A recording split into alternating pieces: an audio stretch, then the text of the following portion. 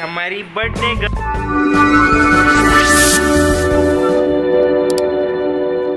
ये मैंने गैस पे पैन रख दिया है और ये मैंने लिया है आधा लीटर दूध। आप चाहे तो बॉईल वाला भी दूध ले सकते हैं। तो इसे मैं कर ले रही हूँ आधा कप जितना सेपरेट कर देती हूँ मैं इसे। और बाकी जो बचा हुआ दूध है वो मैंने पैन में डाल दिया है बॉईल होने के लिए। हमें हाई फ्लेम पे ही बॉईल करना है 2 से 3 मिनट लगभग, ताकि अच्छी तरह से पक जाए। तो बस ये मैंने गैस का फ्लेम ऑन कर दिया है और इसे मैं पकाऊंगी हाई फ्लेम पे। आपको बीच बीच में इसे घुमाना है ताकि ये नीचे से लगे नहीं। बस ज़्यादा नहीं, 2 से 3 मिनट ही घुमाना है। और इधर जो मैंने दूध सेपरेट कर लिया था इसमें मैं डालूंगी 2 से 3 लच्छे केसर से इसका फ्लेवर बहुत अच्छा आता है। और बाकी 2 चम्मच जितना मैं इसमें कस्टर्ड पाउडर डालूंगी। आधा लीटर दूध में हमें 2 चम्मच ही कस्टर्ड पाउडर डालना है। आप अगर ज़्यादा ले रहे हैं तो आप कस्टर्ड पाउडर की क्वांटिटी ज़्यादा कर लेना। और जो कस्टर्ड पाउडर है वो ठंडे दूध में ही मिक्स करना है, गरम गरम दूध में नहीं करना। मतलब दूध हमारा रूम टेम्परेचर पे होना चाहिए। तो बस मैं इसे इसी तरह से मिक्स करूँगी ताकि इसमें कोई भी लम्स नहीं रहे, ये पूरा प्लेन हो जाए और अच्छे से घुल जाए। अगर आपका इस तरह से नहीं घुल रहा है तो जब आप इसे दूध में डालेंगे तो आप इसे छान के डालना ताकि इसमें कोई भी लम्स ना रहे। तो बस ये इस तरह से मैंने ये किया। और इधर ये मैं दूध पकने को रखा है। तो आप देख सकते हैं हमारे दूध में भी थोड़ा थोड़ा उबाल आ रहा है। और इधर मैं इसे अच्छी तरह से फेंट रही हूँ। आप देख सकते हैं ये देखिए पूरा मिक्स हो गया है। तो हम इसे रख देते हैं साइड में। और मैं इधर बीच बीच में दूध को भी घुमाती रहूँगी ताकि वो नीचे से लगे नहीं। दूध हमें अच्छे से पकाना है, मतलब हाफ हाफ कुछ नहीं करना है, बस इतना पकाना है कि वो बॉईल हो जाए और 2-3 मतलब उसमें उबाल आ जाए, इतना ही हमें पकाना है।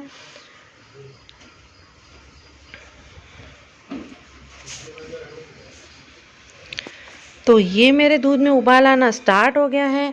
अब मैं इसमें ऐड कर दूंगी जो मैंने कस्टर्ड पाउडर मिक्स किया था वो हमें इसमें धीरे धीरे डालना है और इसी तरह से घुमाना है ताकि जो हमारा कस्टर्ड पाउडर है वो पूरा मिक्स हो जाए और उसमें गुठलियाँ नहीं बने कस्टर्ड पाउडर की। तो इसी तरह से हम मिक्स करते रहेंगे और इसे पकाएंगे जब तक इसका कच्चापन नहीं निकलता है। और साथ साथ में मैं इसमें डालूँगी शुगर पाउडर आधा कप जितना। आप अपने टेस्ट के अकॉर्डिंग डाल सकते हैं, पर जब हम शुगर डालते हैं तो वो पानी छोड़ता है।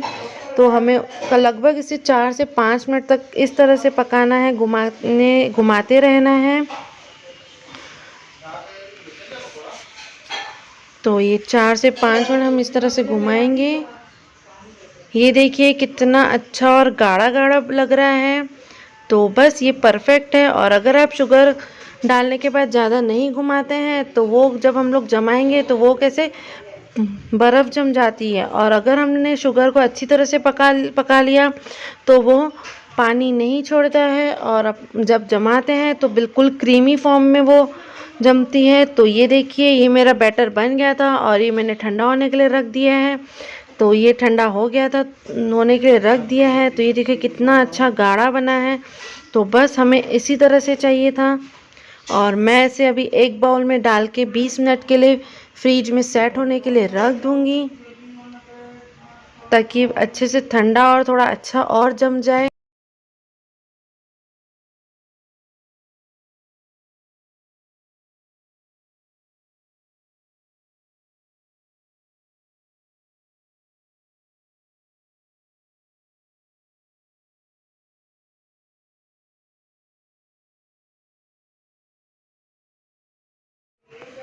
तो चलो चलते हैं फ्रिज की ओर। और ये मैंने रख दिया है फ्रिज में। तो जब तक ये सेट हो रहा है तब तक मैं अपनी फ्रेश क्रीम बीट कर लूँगी। इसमें आप चाहे तो घर की मलाई या फ्रेश क्रीम डाल सकते हैं, पर मैं इसमें डालूँगी whip क्रीम, क्योंकि whip क्रीम डालने से हमारी जो आइसक्रीम रहती है वो बहुत लाइट वेट और बहुत फ्लफी बनती है।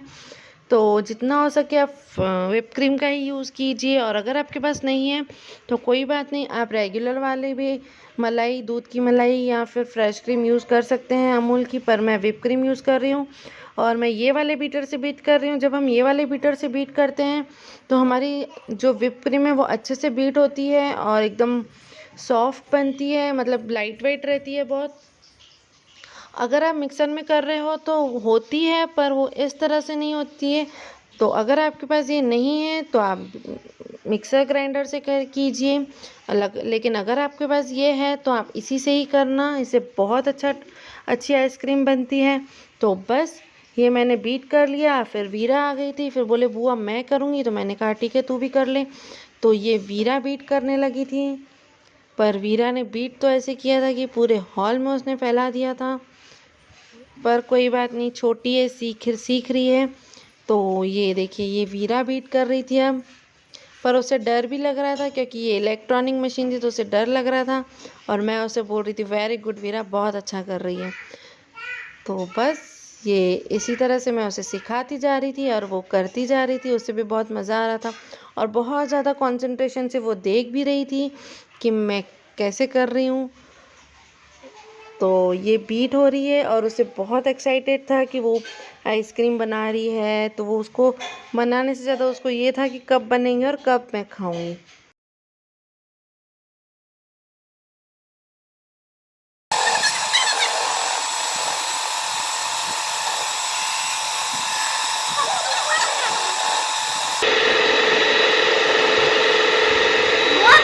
तो ये देखिए ये मेरी ये बीट हो गई है, ये मैं आपको दिखा रही हूँ। देखिए बस इसी तरह से हमें इसे बीट करना है, ये इतनी ही सॉफ्ट होनी चाहिए।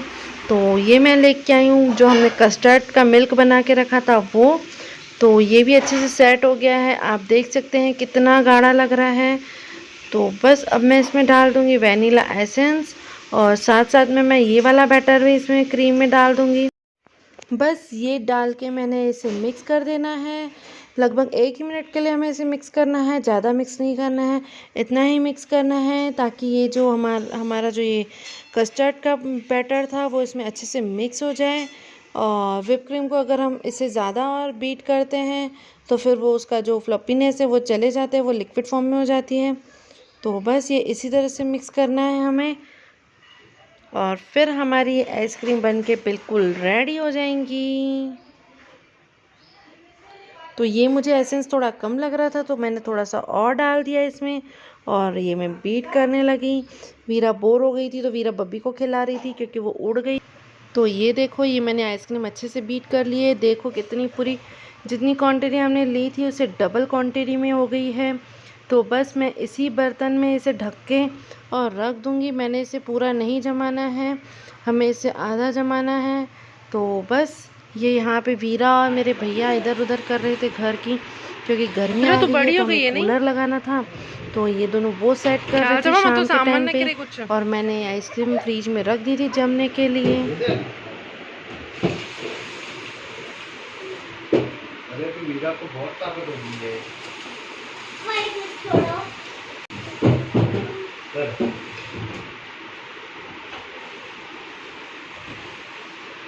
ये अभी कुर्सी हटानी पैंदी।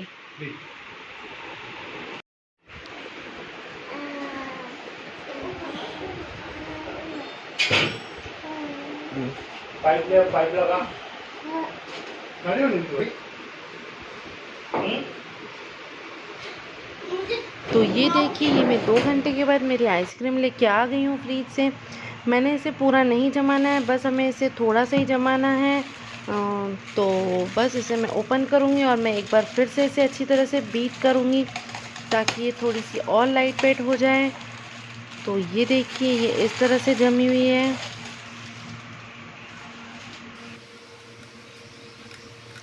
तो बस मैंने इसे बीट कर देना है अच्छी तरह से।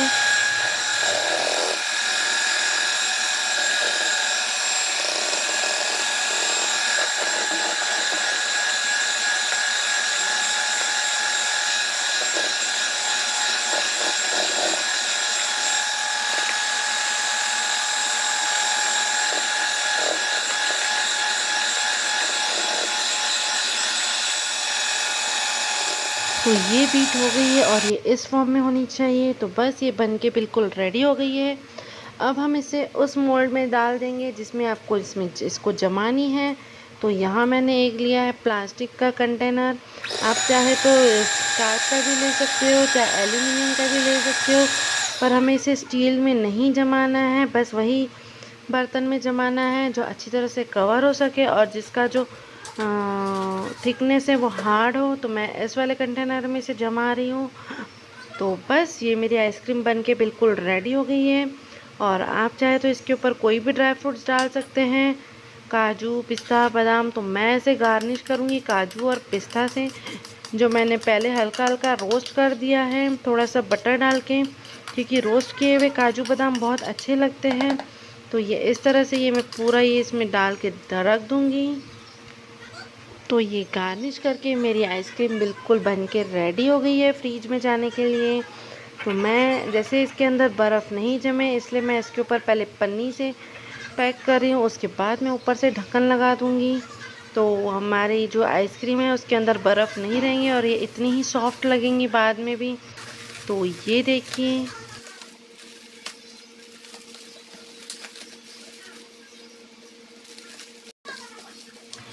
तो ये मेरी आइसक्रीम तो बन के बिल्कुल रेडी हो गई थी। तो अब मैं व्हिप क्रीम बीट कर रही थी केक की आइसिंग के लिए, जो आपने मेरे कल वाले ब्लॉग में देखा होगा। तो बस मैंने सोचा अभी और टाइम है मेरे पास, तो मैं इसे भी बीट करके जितना हो सके उतना केक भी बना के आइसिंग करके जाती हूँ। तो ये मेरी आइसिंग बन के बिल्कुल रेडी हो गई थी। तो यहाँ मैं केक को ट्रिम कर दूँगी अच्छी तरह से, क्योंकि हमें केक का जो ऊपर का थिक वाली लेयर रहती है वो हमें हटानी चाहिए, नहीं तो उससे आइसिंग अच्छी नहीं होती है। वैसे तो मैं फ़र्स्ट टाइम आइसिंग करती हूँ, पर मुझे जितना नॉलेज है मैं उस हिसाब से कर रही हूँ। तो मैं इसको देखते हैं कैसे बनती है। तो ये मैं हटा रही हूँ यहाँ की इसकी थिक वाली लेयर। तो आप भी देखो मैं कैसे कैसे आइसिंग करती हूँ। बाकी ये मेरा केक का स्पंज तो बहुत गज़ब का बना था। तो आप मेरी ये वाली रेसिपी ट्राई ज़रूर करना, तो आपका भी इसी तरह से परफेक्ट केक बनेगा। इसकी मैं लिंक आपको बायो में डाल दूँगी, अगर आपने मेरे वो वाला ब्लॉग नहीं देखा है तो जाके देख लेना। ये केक बहुत अच्छा लग रहा था खाने में। अगर आप विदाउट आइसिंग भी खाओगे तो भी अच्छा लगेगा। तो ये मुझे ट्रिम करते हुए डर तो काफ़ी लग रहा था कि अच्छा बनेगा कि नहीं, पर मुझे इतना था बस मेरा केक अच्छा बनना चाहिए। तो बस मैं उसी होप से ये बना रही थी केक, और उतनी दिल से बना रही थी। बाकी मैं थकी तो बहुत थी, आपको पता है फेस्टिवल्स में हम लेडीज़ लोग बहुत ज़्यादा ही थक जाती है। तो बस ये मैं इतना ट्रिम करती जा रही थी। मेरे को लग रहा था कि मैं ट्रिम करते करते पूरा केक ही नहीं कट कर दूं। और ये मैं थोड़ा सा केक क्रीम वाला टेस्ट करके देख रही थी कि कैसे बना है। बना तो बहुत ज़्यादा टेस्टिंग था, सबने बहुत शौक से खाया ये वाला केक। तो बस ये इसी तरह से मैं करती जा रही थी। अब मैं इसे 3 लेयर में काट लूँगी और फिर मैं इसे आइसिंग कर लूँगी।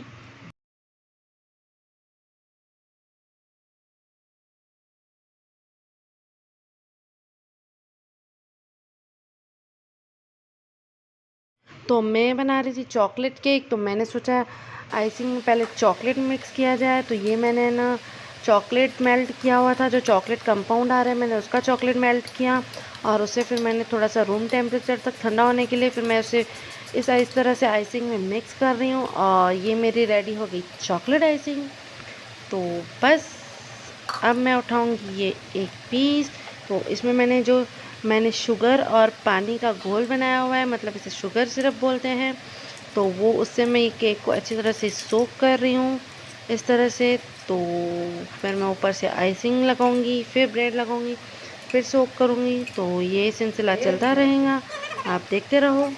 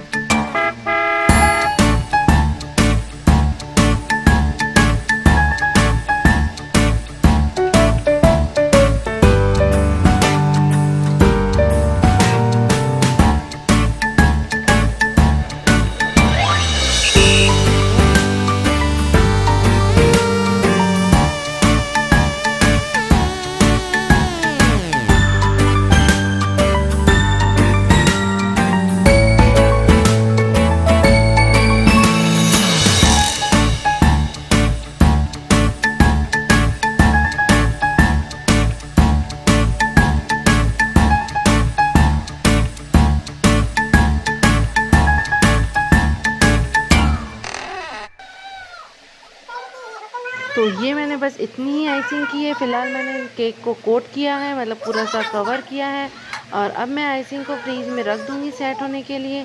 बाकी की आइसिंग मैं कल करूँगी, क्योंकि मैं जा रही थी अभी होलिका की पूजा करने के लिए कमल और गुड्डी के साथ। गुड्डी की फर्स्ट होली थी, तो हम निकल गए थे घर से, और बाकी की आइसिंग अब मैं कल करूँगी, मतलब होली वाले दिन। तो ये मैंने होली खेलने के बाद मैं वापस स्टार्ट हो गई थी आइसिंग करने के लिए, पर मैं जल्दी में कैमरा ऑन करना ही भूल गई थी। तो ये लास्ट की मैं कर रही थी इसे डेकोरेट। तो ये चॉकलेट आइसक्रीम थी, तो मैंने इसे पूरा चॉकलेट से कवर किया है। मैंने कंपाउंड को क्रश करके इसके ऊपर लगाया है, और ऊपर से मैंने व्हिप क्रीम से इस तरह से कुछ फ्लावर बनाए हैं। तो बस मैंने ये इस तरह से सिंपल सा ही केक रेडी किया था।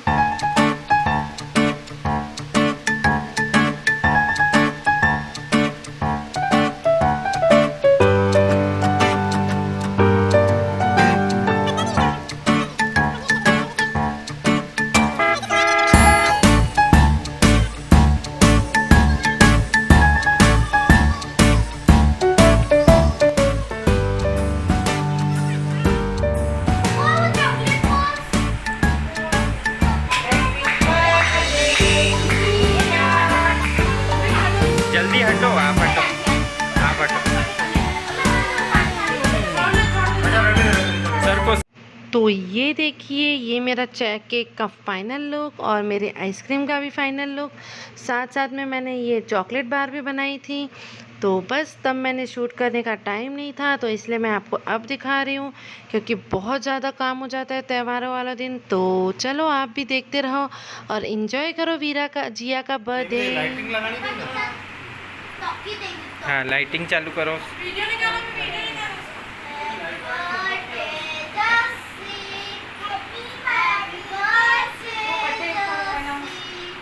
ये है हमारी बर्थडे गर्ल, ये अन्नी की पहली होली, ये वीरा, ये माऊ।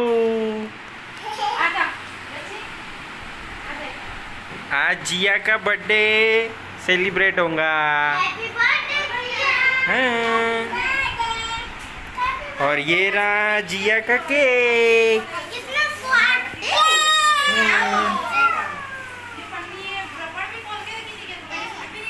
हाँ।